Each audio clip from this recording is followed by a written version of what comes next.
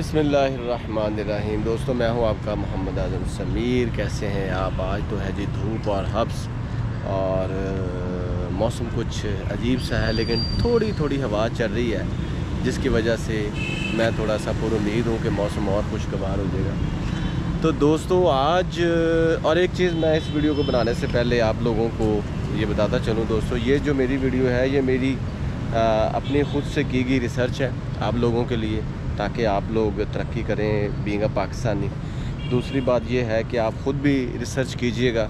Research करने के बाद you are all in all to make decision whether you should go to anywhere और not. So this is disclaimer. तो दोस्तों, आज मैं आपको बताऊंगा एक ऐसा कंट्री जो इस वक्त दुनिया का सबसे अमीर तरीन मुल्क है। दोस्तों जी हाँ, मैं बात कर रहा हूँ छोटा सा वेस्टर्न यूरोप का मुल्क जिसका नाम है लग्जमबर्ग, जहाँ पे जर्मन और लग्जमबर्गिश लैंग्वेज बोली जाती है। छोटा सा मुल्क है, पाकिस्तान के सकर हैदराबाद जितना, और आबादी के लिहाज से वैसे इसका रकबा है 2,05,086 स्क्वायर किलोमीटर। तो वैसे भी ये छोटा सा है और आबादी के लिहाज से भी दोस्तों ये कोई इतना ज़्यादा बड़ा मुल्क नहीं है। तो मैं आपको बताऊंगा कि आप शॉर्ट टर्म स्टे वीज़ा कैसे हासिल कर सकते हैं लग्जमबर्ग का। इसके अलावा मैं आपको बाद में दूसरी वीडियोस में इसका long term stay visa, work permit और दूसरे वीज़ास के बारे में भी बताऊंगा, और यहाँ की जॉब की सूरत हाल, वर्क परमिट्स कैसे लिए जाते हैं वो भी मैं आपको बताऊंगा। लेकिन शॉर्ट टर्म टूरिस्ट वीज़ा ले सकते हैं।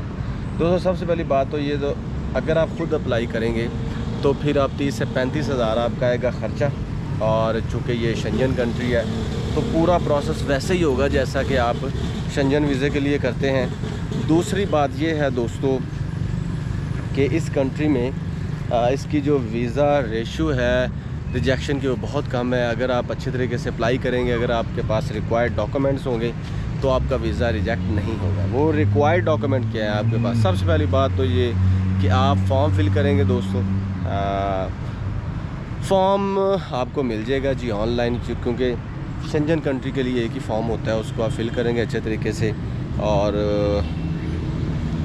आप का ईमेल, आपका नाम, आपका पासपोर्ट नंबर, ये छोटी छोटी सी इंफॉर्मेशन होती है वो आपने डालनी होती है, आपका एड्रेस, ये सारा कुछ। उसके बाद दोस्तों, आपके पास अगर 20 से 30 लाख की बैंक स्टेटमेंट है तो then you can get this visa as early as possible. 2 से 4 वीक लगते हैं, लेकिन अगर आपके पास दोस्तों सारे डॉक्यूमेंट्स सही हैं, अगर आपके रिक्वायर्ड डॉक्यूमेंट्स परफेक्ट हैं, तो दोस्तों you can get even with in 7 days. उसके बाद दोस्तों ये है कि आप की टूरिस्ट हिस्ट्री अच्छी होनी चाहिए, आपकी जो सियाहती सफ़र है इससे पहले दूसरे कंट्रीज़ के, वो आपके पास होने चाहिए।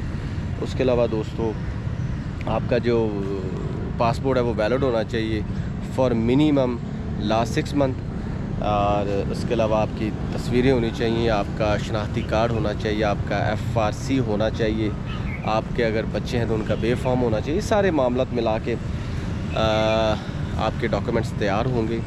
उसके अलावा दोस्तों, आपके पास होना चाहिए जी ट्रैवल प्लान।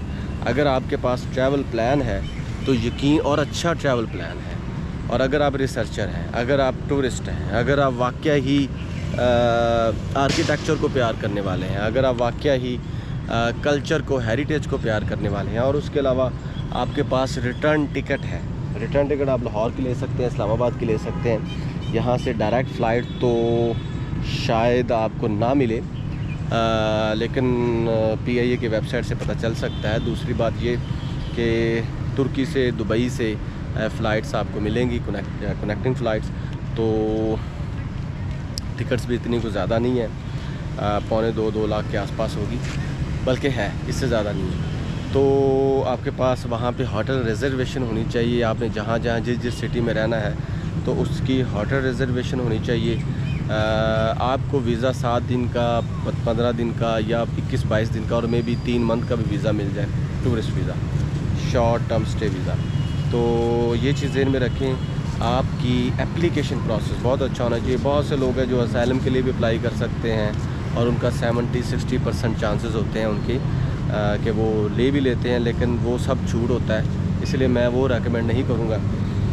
अपने मुल्क में रहें, जैसे भी रहें, अपने मुल्क को अच्छा बनाएं। उसके अलावा दोस्तों, आपके पासपोर्ट में अगर दूसरे कंट्रीज़ के वीज़ा हों तो वो एक बहुत अच्छी चीज़ है। जब आपने टूर प्लान बनाना है या आइटिनरी बनानी है अपनी, तो आपने जो कवर करना है उसमें आपने बताना है जी मैं उसके आर्किटेक्चर को पसंद करता हूँ, उसके कल्चर को पसंद करता हूँ, हेरिटेज को देखना चाहता हूँ, वेस्टर्न यूरोप की सैर करना चाहता हूँ, मैं बेल्जियम, फ्रांस और जर्मनी का मिक्स कल्चर देखना चाहता हूँ, लग्जमबर्ग की पर कैपिटा जो इनकम है उसको ऑब्ज़र्व करना चाहता हूँ, उसकी इकॉनमी को देखना चाहता हूँ, यहाँ के लोगों का मयार ज़िंदगी देखना चाहता हूँ, यहाँ पे मैं रिसर्च करना चाहता हूँ। अगर आप इन तमाम चीज़ों का जिक्र कर देंगे दोस्तों, तो मेरा ख्याल आपका केस हो जाएगा मजबूत और आपको वीज़ा भी मिल जाएगा। इसके अलावा आप नो ऑब्जेक्शन सर्टिफिकेट भी ले सकते हैं, वो भी अप्लाई करते हैं, पुलिस सर्टिफिकेट वो भी अप्लाई करते हैं। ये अच्छे हैं अगर आपका क्रिमिनल रिकॉर्ड नहीं, और अगर आप किसी दूसरे कंट्री में गए हुए हैं और वहाँ पे आपने अच्छे तरीके से काम किया हुआ है तो उसका भी साथ लगा दें ताकि पता चले। जैसे कि कुछ लोग चाइना जाते हैं, वहाँ पे जैसे मैंने चाइना से उनका करैक्टर सर्टिफिकेट बनवाया हुआ है। इसी तरह आप अगर गोशवारे जमा करवाते हैं आपके रिटर्न जो इनकम टैक्स के, तो वो उसकी भी लगा दें, फॉर्म लगा दें। उसके अलावा अगर आप जॉब करते हैं तो आमदनी जैसे आपको मिलती है उसका भी रिकॉर्ड बता दें, लगा दें साथ। अगर आप स्टूडेंट हैं तो उसका प्रूफ दें, अगर आप रिसर्चर हैं तो उसका प्रूफ दें। इन तमाम चीज़ों का आपने प्रूफ देना है और अपनी फ़ाइल को बहुत स्ट्रॉन्ग बनाना है। अगर आप खुद से अप्लाई करेंगे 30 से 35 हज़ार लगेंगे, लेकिन अगर आप किसी एजेंट को देंगे तो वो ज़्यादा पैसे चार्ज करेगा। इसीलिए वो कहते हैं कि जो काम आप खुद कर सकते हैं आप खुद करें, आप खुद वो काम करें तो आपका ज़्यादा स्ट्रॉन्ग चांसेस होंगे। तो टिकट भी आप खुद परचेज़ करें, ये मेरा मशवरा है, क्योंकि मैं जब कहीं भी जाता हूँ तो खुद ही टिकट परचेज़ करता हूँ। उस मामले में आप trip.com, booking.com से या agoda.com से टिकट हासिल कर सकते हैं।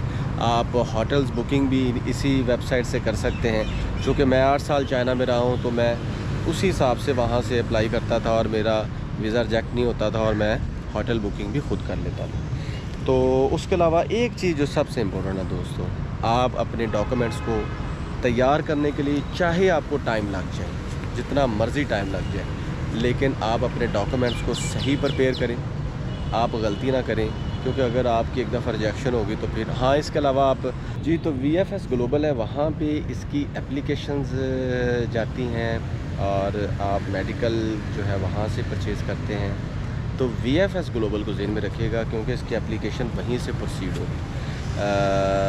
दूसरी बात ये है जो मैंने बता दी आपको कि आप अच्छे तरीके से अपने डॉक्यूमेंट्स को प्रिपेयर करें, किसी जगह से भी आप कोई लूप होल ना दें ताकि आपका वीज़ा रिजेक्ट ना हो। बाकी ये है कि with the strong efforts you can get visa, और ख़ुद रिसर्च करें अच्छे तरीके से।